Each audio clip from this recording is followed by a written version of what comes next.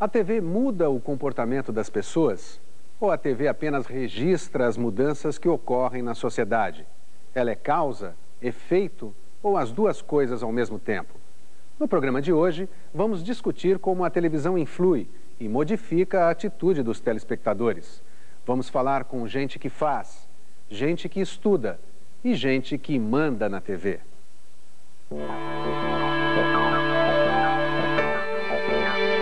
Começou um programa, ele começa a envelhecer, então você tem que estar sempre criticando e procurando melhorar. Então nós todos que trabalhamos nessa indústria somos, de alguma maneira, meio diferentes.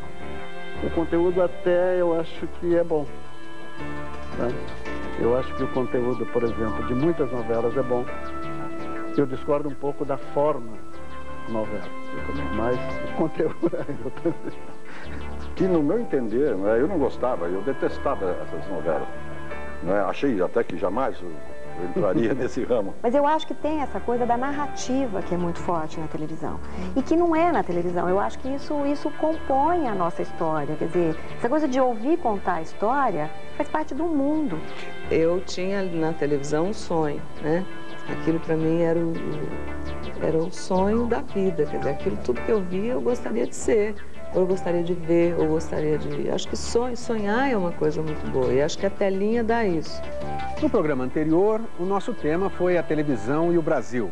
Conversamos com Boni, consultor da Rede Globo. Debatemos com Evandro Guimarães, vice-presidente de Relações Institucionais, também da Globo. E com o crítico Eugênio Butti. Também ouvimos o jornalista e apresentador Leão Lobo e o professor de comunicação Arlindo Machado. Algumas opiniões deles voltam no programa de hoje.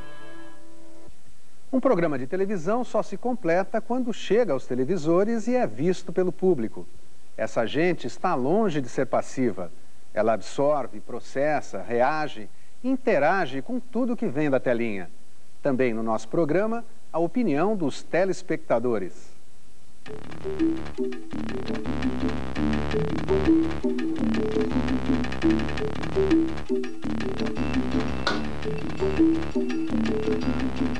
Televisão.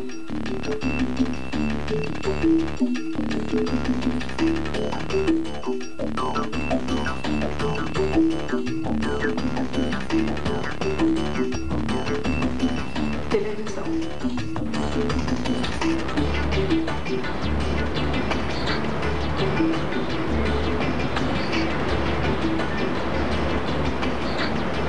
Televisão.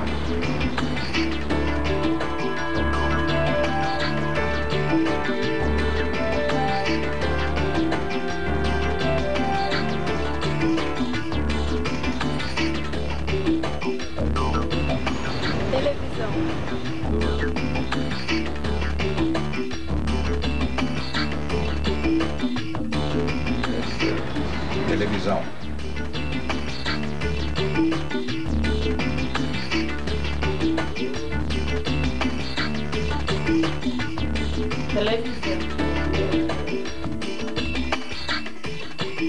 É isso? Não tá muito longo aqui? Não, a ideia é o seguinte, a série tem, no momento, 4 programas, pode ser que tenha mais, mas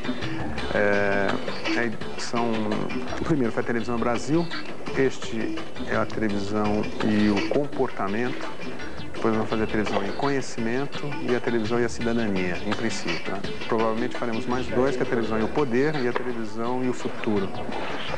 Então, a nossa ideia aqui é discutir o comportamento, quer dizer, de que forma a televisão influencia no comportamento das pessoas. E vocês acham que a televisão faz a cabeça, fez a de vocês, faz a dos outros? Ela tem esse poder?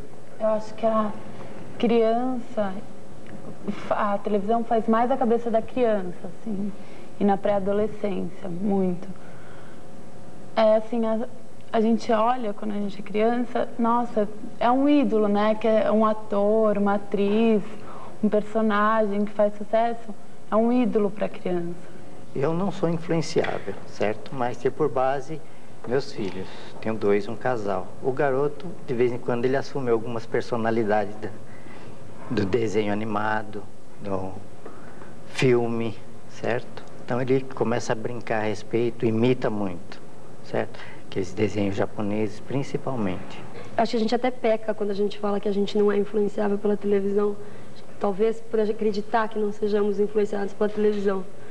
A criança, sim, está toda numa fase de desenvolvimento, de descobrir coisas novas. Eu acho até que acaba imitando, isso é inevitável. Mas eu acho que a gente, às vezes, se parar para pensar assim, às vezes faz uma atitude, quer comprar uma coisa, ou deseja ser parecida com, e inconscientemente isso vai aflorando. Ela passa muito informação, eu não acho que ela mude nada essencial, né? Mas ela é um fator que está ligado na nossa vida. As pessoas, ela é uma peça muito importante da nossa vida. Você tem nos grandes centros, diferentemente das pequenas e médias cidades, onde as pessoas todas se conhecem, mas na grande cidade, especialmente com a migração forte que nós tivemos, esses laços foram rompidos e a solidão é muito grande. Existe muita solidão numa cidade grande. Então a televisão, o rádio, eles são veículos que fazem muita companhia. Você acha que a televisão brasileira tem sido uma boa companhia para os solitários? Ela é uma boa companhia? Temos uma boa televisão? Eu acho que não temos uma boa televisão. Eu acho que ela tem sido uma boa companhia. Lógico, quem trabalha em televisão é neurótico, tem que ser pela própria natureza do nosso negócio. Você começou um programa, ele começa a envelhecer, então você tem que estar sempre criticando e procurando melhorar. Então nós todos que trabalhamos nessa indústria somos, de alguma maneira, meio diferentes. Então é óbvio que eu acho que podia ser melhor. E talvez esteja faltando para ela exatamente o que foi feito com o rádio, faltando coisas ao vivo, de madrugada. Eu tinha na televisão um sonho, né? Aquilo para mim era o sonho da vida, quer dizer, aquilo tudo que eu via eu gostaria de ser, ou eu gostaria de ver, ou gostaria de... Acho que sonhar é uma coisa muito boa, e acho que a telinha dá isso. E quando, de repente, você se defronta com aquele seu imaginário, você pode ter ou um desconforto grande se a pessoa ou o fato não representar aquilo que você gostaria que fosse, ou que você imaginou que fosse, né? Ou você pode ficar feliz porque, de repente, fala, nossa, a pessoa é isso mesmo que eu imaginava. E o que eu sinto da reação das pessoas é isso, eles gostam de tocar, de sentir que você existe como pessoa, porque eu faço um tipo de trabalho diferente que não é de artista de televisão ou de apresentador de telejornal. Eu faço um pouco de companhia, quer dizer, a minha proposta de trabalho sempre foi um pouco de ficar junto, é como uma opção de aprender alguma coisa, né? E às vezes essa minha forma simples de ser, com a simplicidade eu acho que é difícil até para as pessoas entenderem que de repente parece ser uma breguice qualquer, porque eu estou ali falando e tentando ser da mesma linguagem do meu referencial, que é São Joaquim da Barra, e é uma cidade onde eu cresci, nasci. Eu falo com a minha vizinha de São Joaquim da Barra, com a minha tia, que não fez 4º ano de grupo, né? E eu acho que a televisão tem um alcance muito poderoso.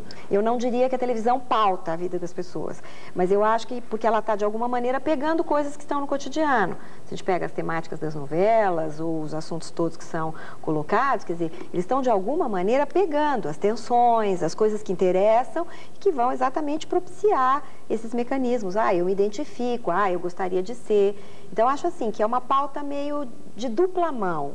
Está no cotidiano, há uma capacidade da televisão de aprender isso.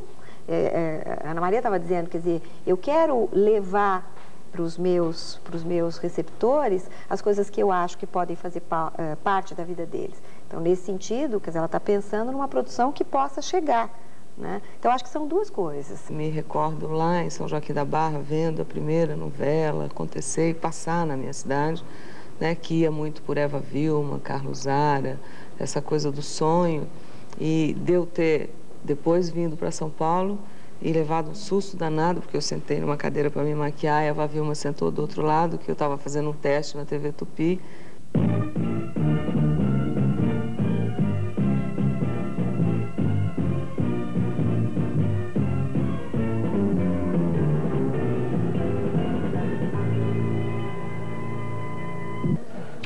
Aquele acidente com aquele maluco, aquele débil mental, me irritou, sabe?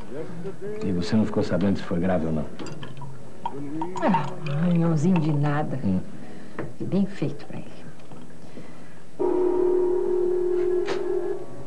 Calma, Glorinha, calma. Você ouviu o que o médico disse? Que o que ele teve na hora foi mais um estado de choque, que desmaiou.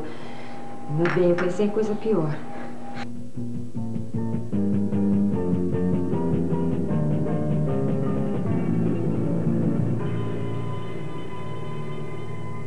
Eu quase morri do coração. Então, quer dizer, era uma coisa que... Isso foi uma coisa que me marcou muito, que era o sonho se transformando em realidade palpável.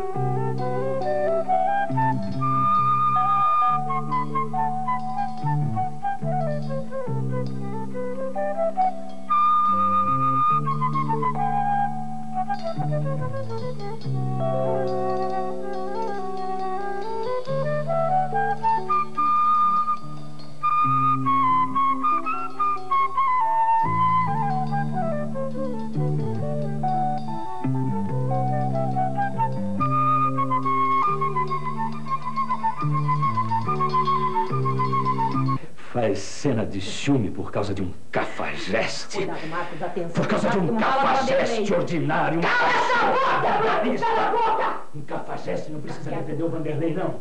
O Vanderlei não fez nada. Ele já apanhou uma vez. Se chegar perto de você, apanha outra vez. Não fez nada, Marcos. Ele não fez nada. Não fez nada.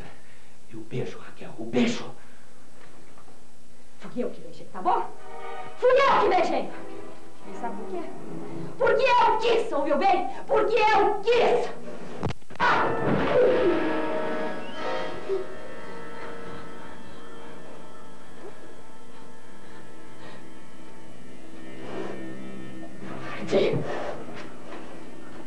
Maldito!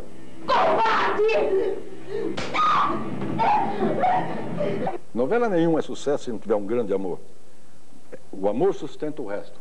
Se você tiver uma grande história de amor, você pode falar de sociologia, de política, do que você quiser. E são as mulheres que estão interessadas na história de amor? As mulheres, rapaz, mas elas levam muitos homens também. Como que homens? Pantanal, você não queria saber. Pantanal, que você não queria saber. Eu tinha a impressão que tinha mais homem vendo Pantanal do que mulher. Era uma coisa impressionante. Eles levam mais enfoque ao romance, mesmo porque a gente está numa sociedade que não está tão carente, que quer ver romance, quer ver amor. E acabam esquecendo desse lado político. O político não, socioeconômico, eu acho que eles acabam esquecendo um pouco. Você pega as 3 novelas que estão na Globo. Uma é uma novela de época. Outra, a novela das 7 é uma novela que não tem nada a ver com nada, assim. Não dá pra você dizer o que é aquilo. E a novela das 8, por exemplo, essa situação da empregada.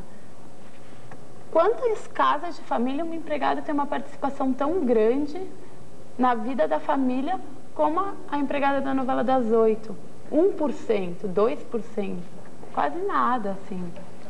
Acho que distorce muito a realidade. Eles tentam tirar o preconceito que existe na sociedade, assim, muito. Mas põe esse preconceito de uma outra forma. Ninguém pensa na felicidade como uma construção penosa do dia a dia. Penosa não, trabalhosa do dia a dia. E é no dia a dia que você tem que construir essa felicidade. Na novela, o real é deixar para o futuro. E aquilo dá para o espectador uma noção assim interna de que algum dia também eu vou ser feliz, né? Então é uma coisa para o futuro, é um projeto. Um dia eu chego lá, né? Você trabalha com essa ideia de projeção do telespectador mesmo em cima dos teus personagens? Que tipo de relação se estabelece entre o telespectador e o personagem? Eu busco encontrar uma identificação com o telespectador. Eu trabalho sempre, eu sempre falo que meus personagens, eles viveram. Eles estão vivos dentro de mim, na minha cabeça, na minha mente, né? Muita gente pergunta por que eu faço tanto novela rural. Porque a minha vivência no rural, embora eu tenha vivido no urbano. Eu estou em São Paulo desde 47, cheguei aqui, mas as minhas raízes mesmo estão na terra, entende? Então eu convivi muito com os italianos colonos em sítios do meu tio, com alemães de antes da guerra e após guerra em Veracruz, com japoneses. Eu cantava em japonês, eu falava alguma coisa com eles, quer dizer. E quando eu fiz, por exemplo, o começo do Rei do Gado, aquela briga toda que tinha do Mezenga, aquele eu assisti. Aquilo aconteceu no quintal da minha casa. Eu vi aqueles italianos se pegando a tapa lá, aquele amor nascendo, entende? E era um amor que era um Romeu e Julieta. Né? Não tem como você fugir disso, né? Aquela parte da novela foi mesmo. Não é? Exatamente. Mas aquilo era pura verdade. O problema do veneno que eles jogavam no café, que matou muita gente lá, que ninguém sabia que o BHC matava, eles pegavam com a mão o BHC. Eu peguei o BHC na mão. Você sabia que aquela porcaria matava? Entende? A briga com o dono da máquina, a roubalheira que havia quando você entregava o café, no peso, no tirar as impurezas. Então o que acontece? O homem do campo, o fazendeiro, aquele que lida na terra, ele se vê lá de cara. Começa, ele já se viu. E a partir desse momento, ele começa a torcer pelo personagem. E passa a viver cada momento que o personagem vive. E eles falam decorado? Olha, hoje é o principal programa que nós temos, não se pode negar isso, que isolou do horário nobre os filmes americanos. Você vê que no horário nobre, só a novela combate a novela. Raramente tem um filme combatendo a novela, não é? Mas o mais importante que é isso é que nós conquistamos um mercado lá fora importante.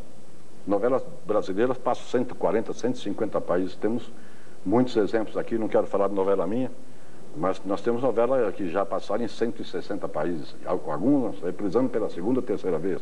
Fatalmente, se eu ligo para minha mãe e é na hora da novela, ela não vai atender. Além de estudar a telenovela, eu sou uma pesquisadora que gosto de assistir telenovela. Então, acho que telenovela é uma coisa que não é uma invenção da televisão, né? É uma invenção que já estava no rádio, que já estava no folhetim lá, mas a telenovela na televisão, eu acho que a televisão está compondo, não está inventando uma coisa que está descolada do cotidiano. Ela está trabalhando com referências que são interessantes para a gente no cotidiano, né? Então, acho que tem isso. A professora da USP ou da PUC, não me lembro, esteve em casa conversando comigo horas, que eles estavam fazendo um trabalho com muitos alunos, uma análise da novela Renascer. Não, o Rei do Gado. Faço confusão. E eles estavam lá numa cidadezinha do sertão do Ceará, que o prefeito tinha colocado numa praça pública um televisor, foi o que ela me contou, protegido lá para um negócio lá de cimento. E todo mundo, na hora da novela, pegava as cadeiras, ia para a praça e ficava lá.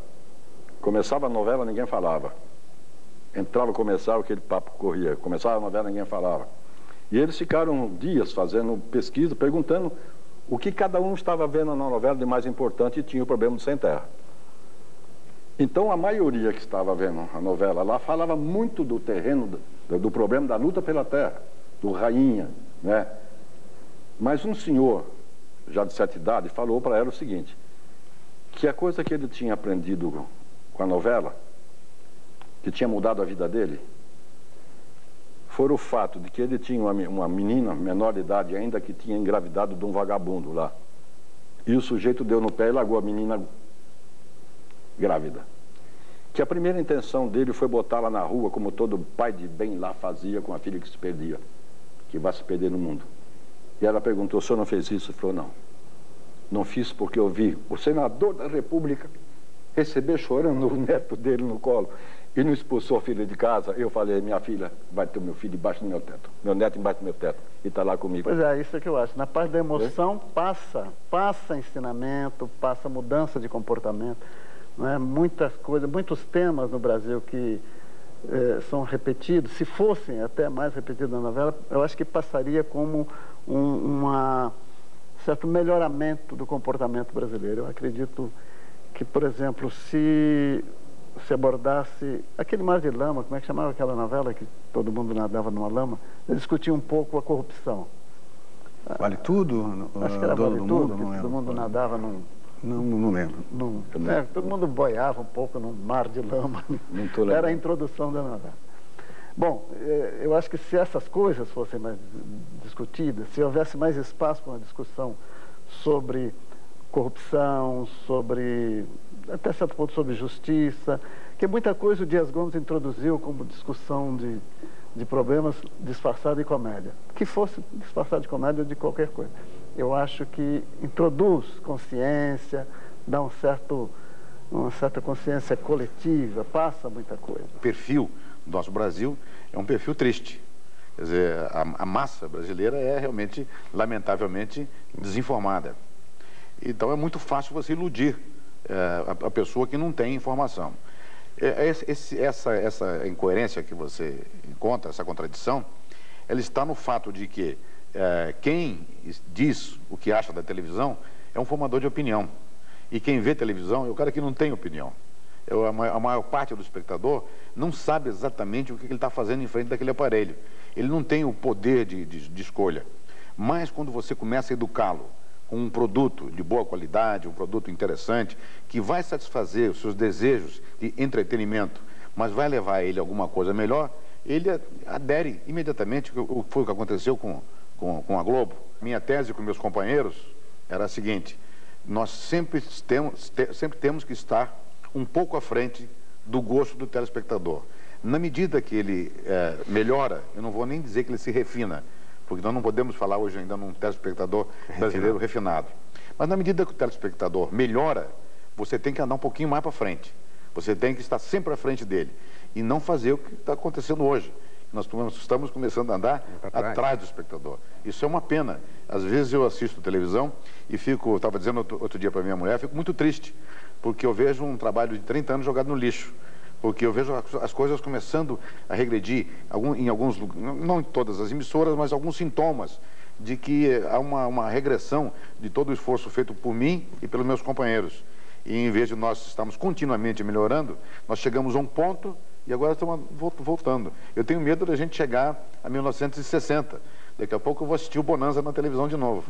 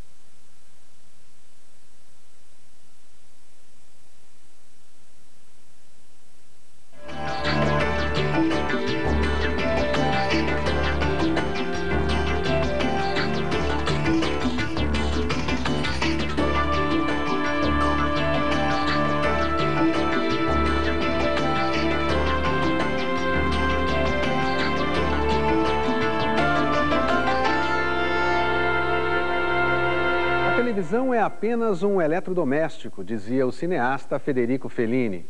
Mas será que ele formava opiniões e mudava atitudes usando a geladeira ou o fogão? Veja neste bloco outros comentários dos nossos convidados.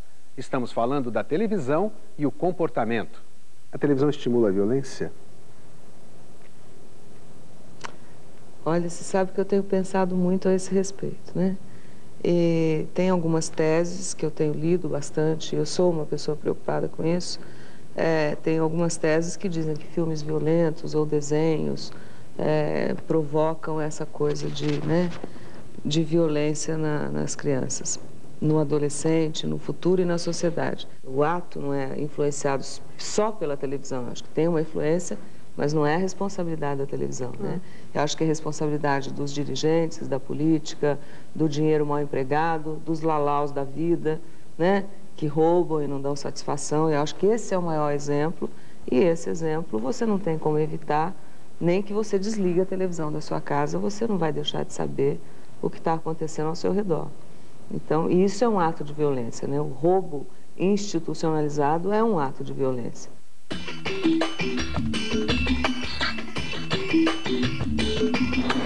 Televisão. fala bastante, uma violência aberta dentro da televisão, até desnecessária, e eu acho que isso funde de alguma forma na cabeça dos telespectadores, sei lá, que não estão atentos a esse ponto.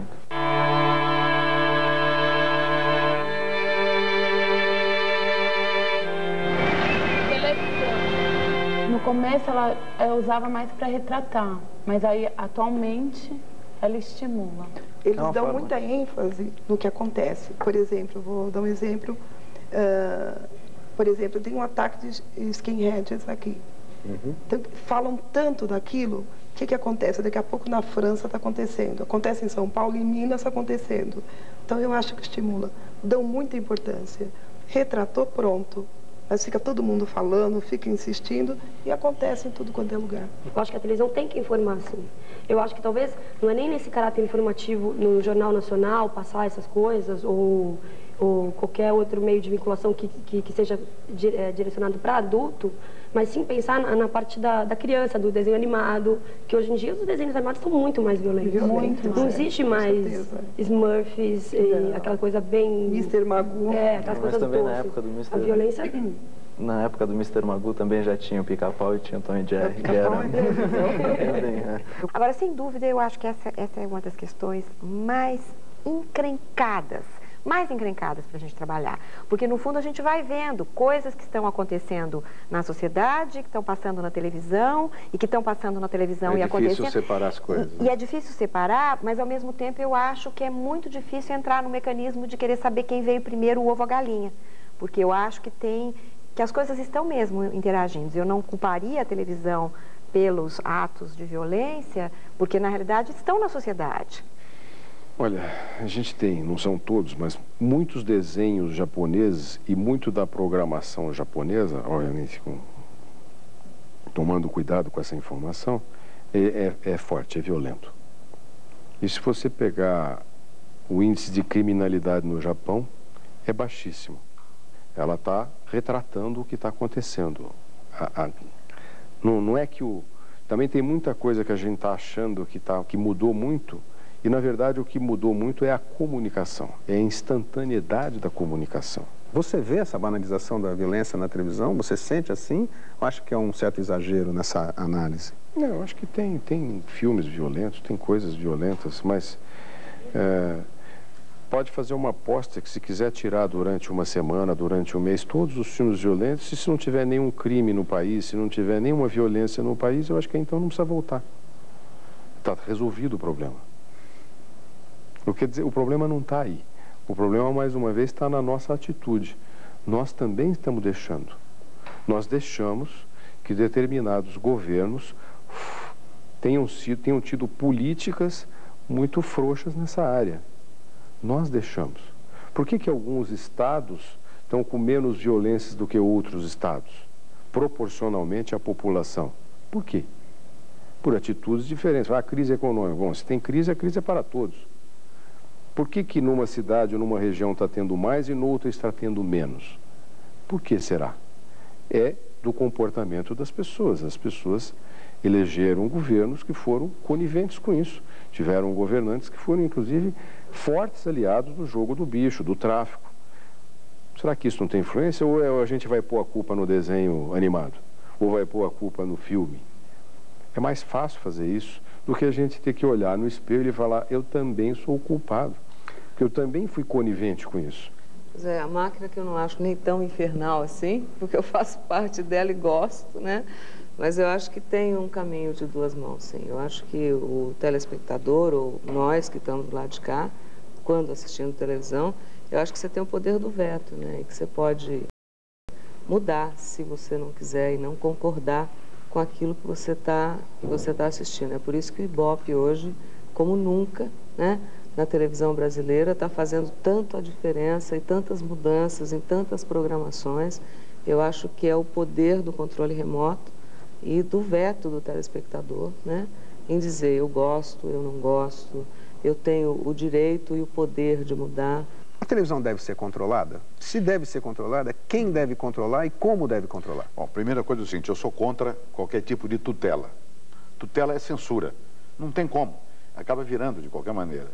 Eu acho que o processo classificatório é válido, mas eu não vejo o processo classificatório na mão do governo, que é ruim quando o governo avoca para ele o direito de estabelecer critérios de classificação. É um passo para a censura e não é o caminho.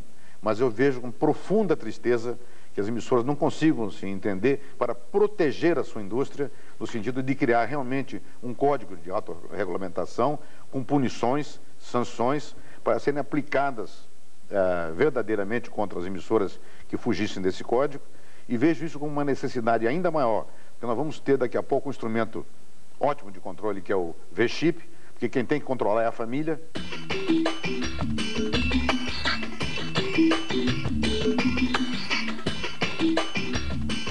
Televisão. Claro que a gente veio num período de ditadura, onde a censura era muito brava, e depois me dá a impressão que a coisa abriu. Mas abriu porque existe também consumo. As pessoas gostam de consumir isso também. Mas existe uma preocupação em termos a isso que você também falou um pouco antes sobre sexo, droga. Hoje você não consegue limitar teu filho, olha, você assiste tais canais, é aberto. Por quê? Porque os pais também não estão tão presentes com os filhos, quer dizer, eles têm a facilidade de assistir o que quiserem também, independente da idade. Então, sempre que fala em controle, eu me arrepio, eu tenho medo. Não quer dizer que ela não possa e não deva ser criticada, questionada, exatamente pela força e influência que ela tem que ter mecanismos da sociedade que façam isso. E que façam isso da maneira mais aberta e transparente possível. Mas eu tenho preocupação do controle. Porque a hora que você vai no controle, você tem que decidir, então, quem controla. Porque é fácil falar, vamos controlar, vamos assim, tá bom, mas vamos quem, cara pálida? E esse quem, qual pessoa que nós vamos escolher? E qual poder que ela terá de tirar uma informação? Se amanhã alguém falar mal do filho dela, ela tem direito de cortar, porque é o filho dela? Qual o limite disso? Nós vamos ter que nos aborrecer, nós vamos ter que nos posicionar. E ao fazermos isso, nós poderemos mudar as coisas. Então eu volto naquela tese, eu acho que essa é da reação da sociedade, da reação das comunidades, é que nós vamos ter as mudanças. E se uma comunidade achar que aquilo está sendo ruim, não veja aquilo, a menos que ela esteja condenada a só ter aquele produto. Eu acho que a gente, de repente, às vezes coloca um pouco a culpa na televisão, mas existem pais também que às vezes perguntam, cadê meu filho? Não, ele está vendo televisão, lá, deixa ele lá, ele está quietinho. Então a televisão passou a ser também, queira ou não, um momento que o filho deixa os pais também um pouquinho sossegados. Eu acho que os pais também têm uma influência muito grande nos filhos.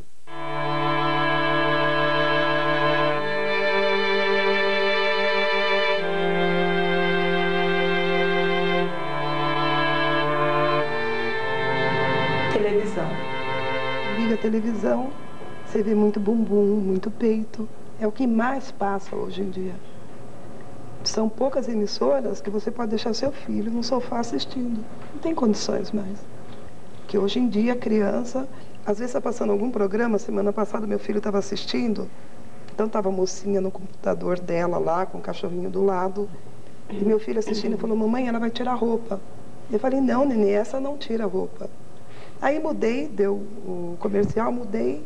Dali a pouco eu voltei e aquela mocinha já estava tirando a roupa. Ele falou, viu, mamãe, meu filho tem 3 anos. Mas eu acho que, de repente, de uns tempos para cá, a coisa foi ficando tão liberalizada que ficou chulo o sexo, entende? Ficou chulo o sexo na televisão. Fica difícil você, de repente, escrever uma novela com um grande envolvimento amoroso, que tem todo um caminho para andar até chegar aquele momento maravilhoso do beijo gostoso, da cama, do sexo legal. Porque o negócio está fácil, começa o primeiro capítulo, todo mundo está dormindo com todo mundo e ficou banalizado o sexo. Então eu acho que a televisão banalizou de uma forma tão gritante o sexo que isso já incomoda o telespectador. Eu ouço muita crítica, eu estou falando em nome de muita gente que fala é demais. A tal ponto de gente assim, olha, eu peço para minha filha sair da sala, ou eu saio da sala para não ver junto, ou mudo de canal. Tem cenas que me agridem. Eu sei que é assim, a filha sabe que é assim, mas é que ficou de uma forma, ficou tão fácil, tudo é tão fácil, E outra coisa também, me desculpe, eu vou levar cacetada para falar isso. Mas eu não consigo ligar a televisão, você vê uma grande bunda sacudindo lá, rapaz. É tudo se vende com bunda hoje. É o guardanapo, é o vestido, é o sapato, é tudo. É bunda, bunda, bunda. Você não deve se expor tanto, nem deve esperar tanta exposição dos outros. Porque senão não sobra nada para a imaginação das pessoas. Exatamente, é isso. Não é?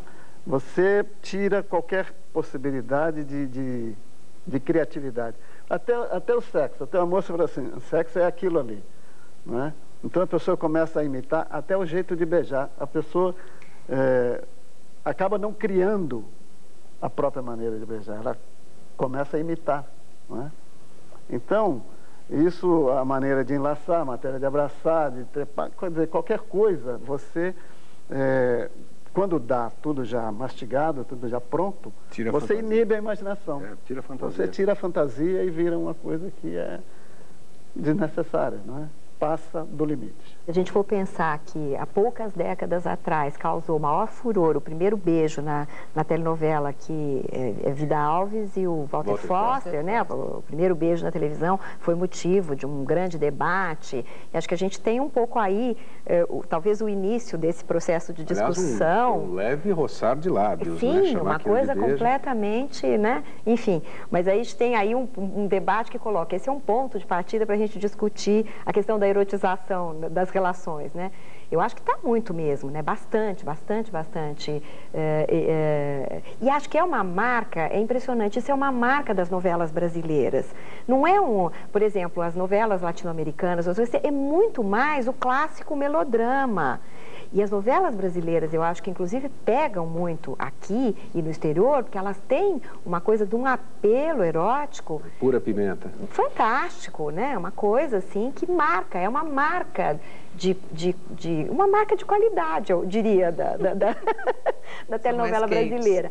Olha, tem um dado aí que é da Organização Mundial de Saúde que diz o seguinte, que através dos alimentos, hoje que a tecnologia, a biologia animal está tão diferenciada e tem tantas coisas acontecendo em matéria de hormônios que são dados desde do alimento da galinha, do gado que você come, da carne de boi e tal, dos vegetais, e que mudou basicamente a menstruação, por exemplo, das meninas de hoje. Antigamente nós ficávamos menstruadas, talvez pela alimentação natural, né, que não tinha tanto hormônio, ficávamos menstruadas com 13, 14 anos, era a média normal da nossa geração. 15 anos, Hoje em dia a maioria das adolescentes se menstruam com 11 anos, né?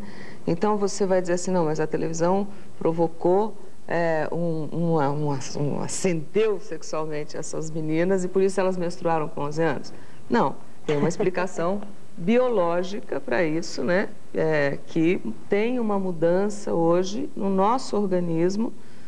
A gente é aquilo que bota para dentro da boca, né? E da cabeça. Então, isso provocou uma mudança biológica nessa juventude que está aí. E que isso também muda e é reflexo no organismo, tanto do homem quanto da mulher. Então, eu acho que tem que ser analisado de duas formas, né? De várias formas, sob vários prismas. Mas, sem dúvida nenhuma, a televisão com essa socialização, né? Do beijo, do descasamento, da traição, não deixa de ser um exemplo, né, a ser debatido na família.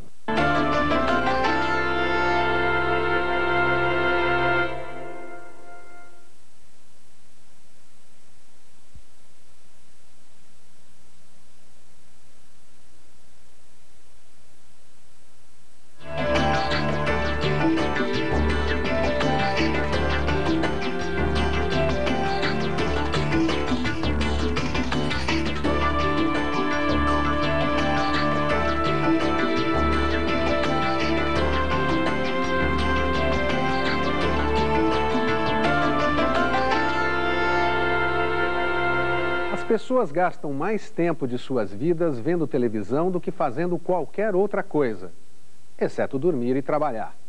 De que forma isso influi no comportamento delas?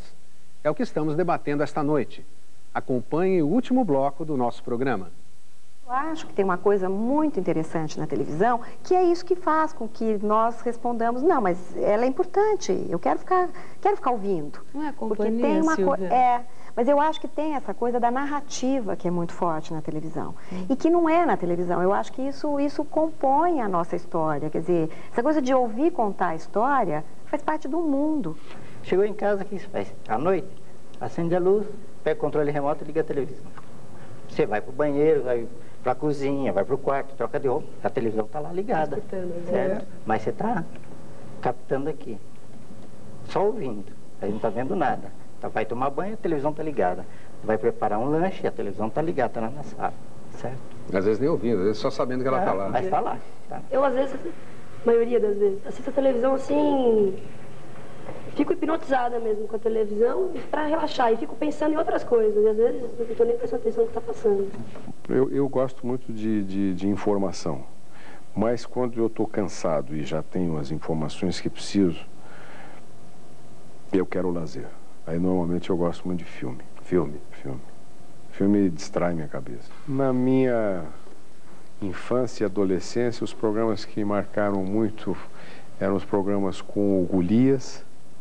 Eu sou um fanzoca de carteirinha do Bronco, do professor Guimarães, Bartolomeu Guimarães.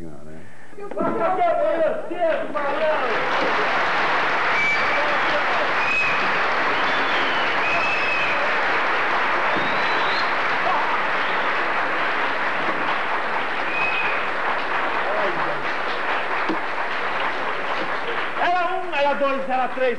Ponteio! Eu tô morto de fome. Você sabe que eu fiquei 1 hora parado ali no ponto do ônibus, não aguentava mais de fome. Mas que borrasca que eu peguei na pescaria. Eu vou dizer uma coisa, se eu trago aquele bagre hoje aqui pra casa, né, fica 1 semana sem precisar comprar carne. O bagre é daqui, não sei nem onde, nem onde eu sei. Pois é, ô Pipa, vou dizer uma coisa pra você. Eu cheguei, eu joguei o anzol. Antes da isca cair, o peixão saiu e nhoque. Aí eu puxava pra cá, ele puxava pra lá, ele vinha pra cá, e eu segurava o peixe suando todo. Eu puxava pra cá, 3 horas brigando com ele. E puxa daqui, ele fala, canalha, é no pé. E ele puxa pra cá, puxa pra lá. 1 hora, eu olhei pra cara dele, ele olhou pra minha cara, eu olhei bem pro fundo dos olhos dele e falei, empate. Vocês acham que a televisão vicia? Vicia. Acho que vicia. Vai sair da televisão? Tudo bem. Não tem televisão, tá? Então tem um computador, tem um cinema. Alguma tela você vai ter. Eu só cursei o antigo ginásio.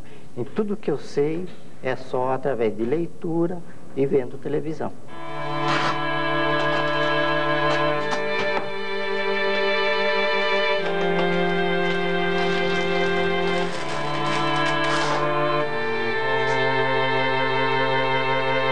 Televisão. Como a novela é um programa que adentra os lares todos e com essa força de aglutinar telespectador, de prendê-lo durante meses a fio ali naquele horário, de alguma coisa você tem que fazer para, de alguma forma, ensinar alguma coisa a esse telespectador. Por exemplo, você não pode fazer uma novela esquecido que você vive num país com sérios problemas de saúde, de educação, político, não é? Eu cansei de falar na novela Rei do Gado da necessidade da reforma do judiciário, da reforma política. Cansei de falar da necessidade da reforma administrativa. Cansei de falar da reforma dos partidos todos, que tem que ter outra cabeça. Você não pode admitir um país com tantos partidos e o partido não é responsável pelo candidato que ele põe lá para você escolher esse candidato. Uma novela pode passar para o público isso, pode fazer o público entender que é preciso mudar isso. Então, esse jogo realidade e não realidade, né, é muito sutil para o público, a maioria do público aprender. Acho que muita coisa ele vai engolindo, né? Faz parte do mundo moderno essa teatralização da vida. Os jovens são muito críticos, né? A televisão. Mais, os jovens são muito críticos, eles são, assim, bastante, acham que, primeiro porque eles querem sair da família, né? Acho que tem um movimento natural de sair da família. E a televisão é um pouco que junta a família também, né?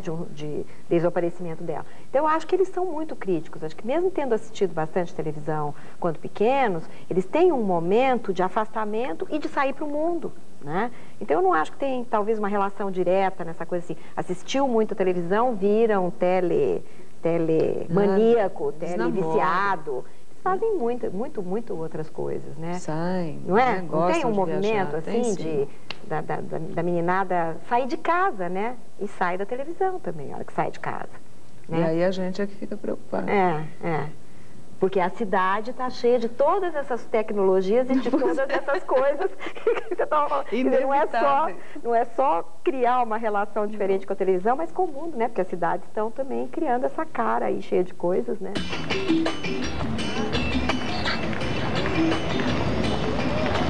Televisão. Se você vê televisão, você faz parte da sociedade. Se você não vê televisão, você não tem assunto, acho que no dia seguinte. Radicalizando para poder, entendeu? Pra poder entender. Mas... Se você vai para um lugar que não tem televisão, o primeiro dia é terrível para você. O segundo é terrível. O terceiro, você que começa a criar novos hábitos que você não praticava quando você tinha televisão. Então, como é uma leitura de um jornal ou de um livro, com um pouco mais tempo e tudo mais, e você conversa mais também. Eu acho que, por um lado, se ficar exposto só a isso, só ao esquema de televisão, restringe, mas, ao mesmo tempo, eu acho que cria uma rapidez, um repertório, aquilo que a gente tem até falado, assim, de novas sensibilidades para lidar com uma série de coisas.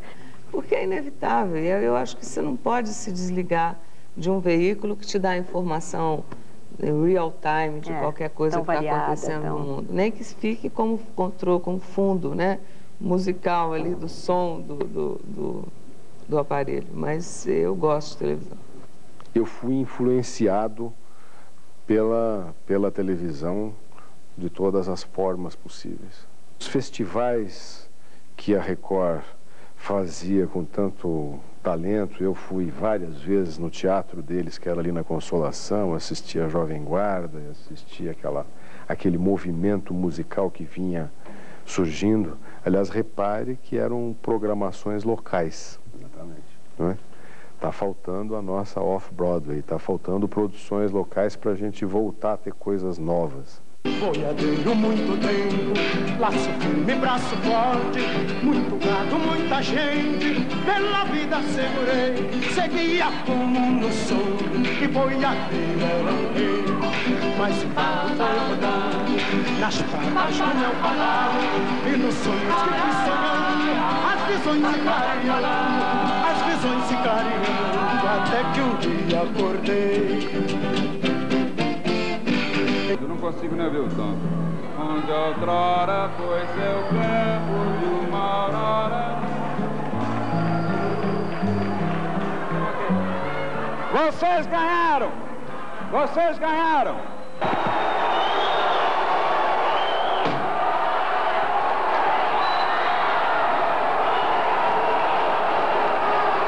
Eu vou sem documento, nada no bolso ou nas mãos.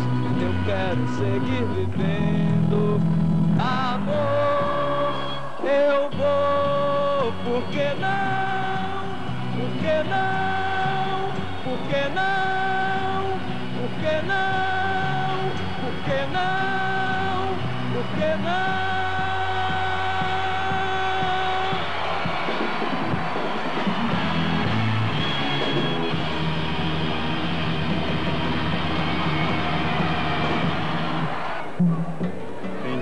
Que a gente se sente como quem partiu ou morreu, a gente estancou de repente, foi o mundo então que cresceu, a gente quer ter mais ativa no nosso destino, mas eis que chega a roda e me carrega o destino pra lá, roda mundo, roda gigante, roda moinho, roda peão.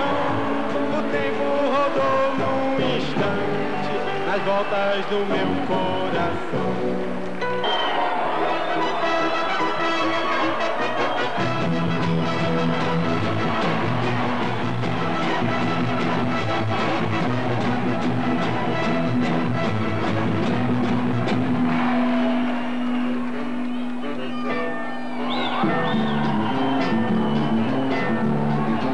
O rei da brincadeira, e José. O rei da confusão, e João. Trabalhava na feira, e José. Outro na construção, e João. A semana passada, no fim da semana, João resolveu não brigar. No domingo de tarde saiu apressado e não foi pra Ribeira jogar capoeira. Pra Ribeira namorar.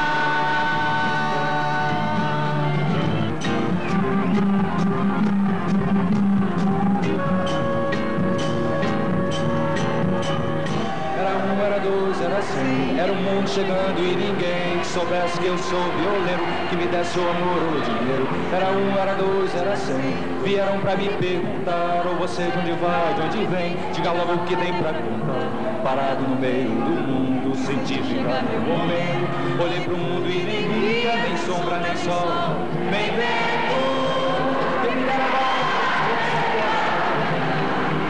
quem me dera agora, eu tivesse a viola pra cantar. E interessante que nunca mais se conseguiu reviver aquilo. A recente tentativa da Globo, por exemplo, foi um fracasso. Nunca mais se reuniu. Então, diz assim, que espírito havia naquela época? Eram os artistas? Era o momento? Era a vontade do povo de ouvir coisa nova, de mudar a música? Enfim, havia um momento propício para aquilo e a televisão soube fazer, né? Soube colocar aquilo e dar para o público aquilo no momento certo. Eu acho que foram momentos... Um outro momento que eu acho que parece um pouco de repetição citar isso, mas é Chacrinha, o velho guerreiro que está aí, que eu acho que para nós apresentadores, né, além de eu ter como hoje em dia a melhor apresentadora de televisão brasileira, para mim ser a Hebe Camargo, eu tenho no velho guerreiro, que tive a oportunidade de trabalhar junto, fui jurada dele, né, numa época. Eu tenho nele o grande exemplo da comunicação desse século na televisão, que eu acho que foi ele que abriu a porta para essa coisa do mais natural, do mais verdadeiro, né? do mais você.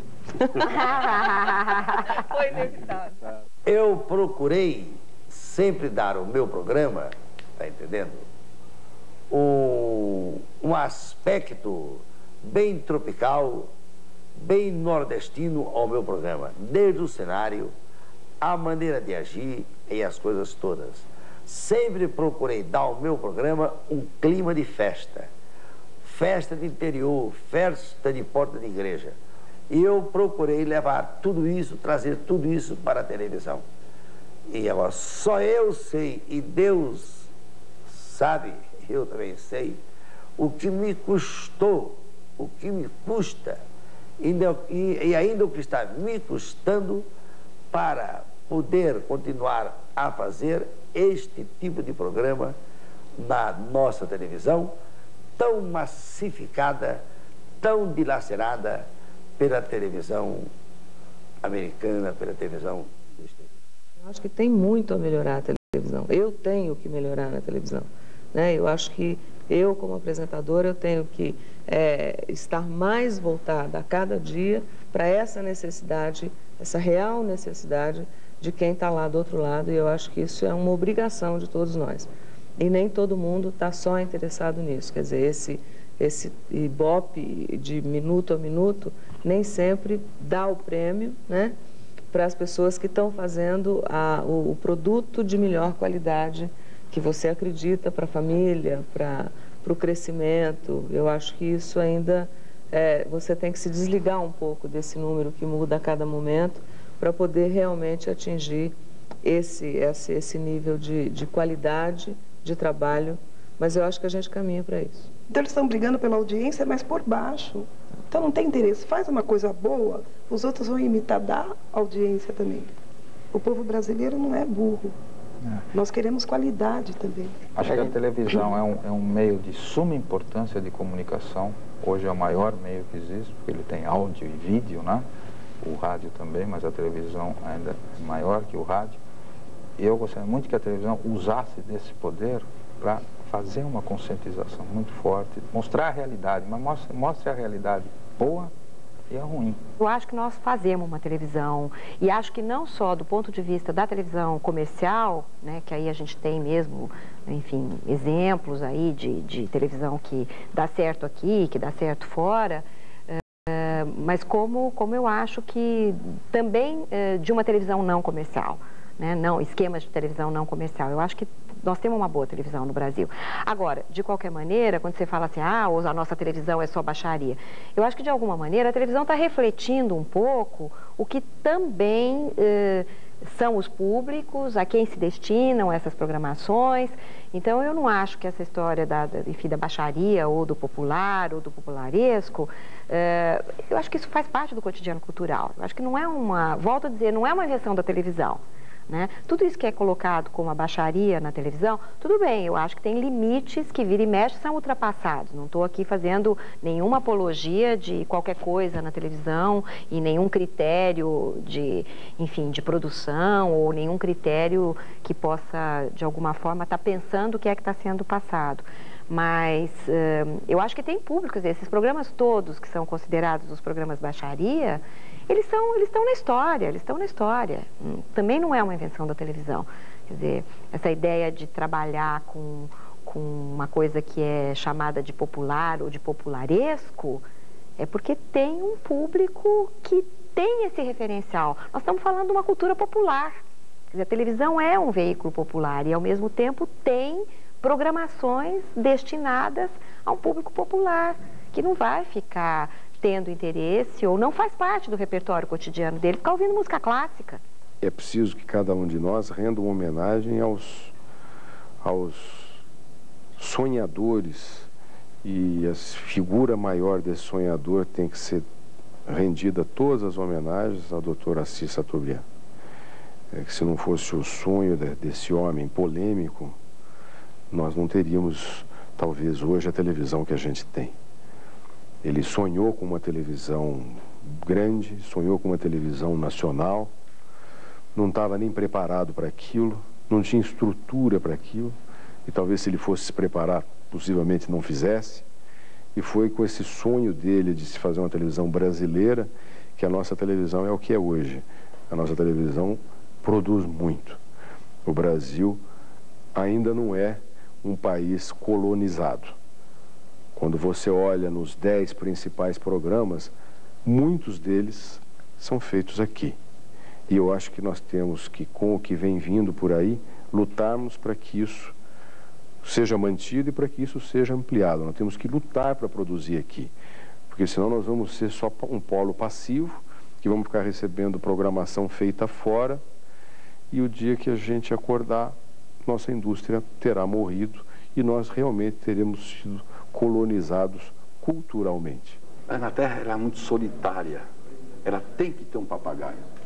Papagaio que fale, que ela brinque com o papagaio. Amanhã eu quero um papagaio aqui. Os caras foram para a Estação do Norte e vieram com um papagaio cego, surdo e mudo. Aí não falava nada. Botou o papagaio lá e... Abre um papagaio, vem lá, dá comidinha pro papagaio. E correndo a cena, tudo bem. Gravamos assim uns 15, 20 dias, rapaz. Aí um dia, umas 2 da manhã, todo mundo morto de cansado, né? Aquele sistema antigo, né? De televisão que você editava cortando com a gilete, né? Nós estamos nos fitos ali em cima, Dionísio. Atenção, gravando. Começa a gravar. Entra a voz. Atenção, gravando. Dionísio, porra, quem que falou isso aí? Para com esse negócio aí. De novo, vai, de novo. Gravando. Começa a frente, parte. E a coitada tinha que chorar, tudo. Era um pouquinho, gravando. Dionísio, porra. Na 5ª vez ele desceu bravo. 2 da manhã. Que falta de respeito. Vocês são todos moleques. Eu ponho na rua o filho da puta que tá falando isso. Eu não quero mais saber disso. É a última vez que eu vou falar gravando. Aí falou, gravando, o papagaio falou, gravando. Era o papagaio, pô. Televisão.